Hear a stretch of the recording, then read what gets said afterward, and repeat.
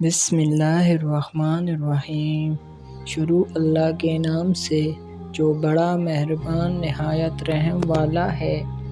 آج کا ہمارا ٹاپک ہے پلصرات کا بیان۔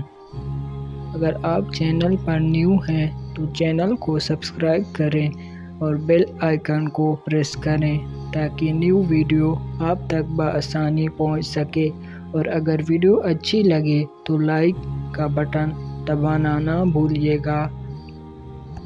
نبی کریم صلی اللہ علیہ وسلم نے فرمایا، پلصرات جہنم کے بیچوں بیچ رکھا جائے گا اور میں اپنی امت کے ساتھ اس سے گزرنے والا سب سے پہلا رسول ہوں گا۔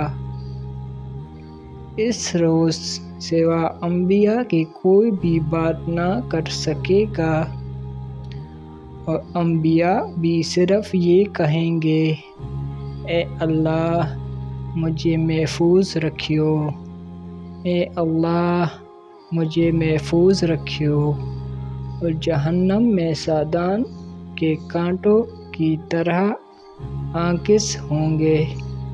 سادان کے کانٹے تو تم نے دیکھے ہوں گے۔ صحابہ رضی اللہ عنہم نے عرض کیا، کیا کہاں؟ ہاں۔ آپ نے فرمایا، تو وہ سادان کے کانٹوں کی طرح ہوں گے، البتہ ان کے طول و عرض کو سوا اللہ تعالیٰ کے اور کوئی نہیں جانتا۔ یہ آکس لوگوں کو ان کے اعمال کے مطابق کھینچ لیں گے۔ بہت سے لوگ اپنے عمل کی وجہ سے ہلاک ہوں گے، بہت سے ٹکڑے ٹکڑے ہو جائیں گے، پھر ان کی نجات ہوگی۔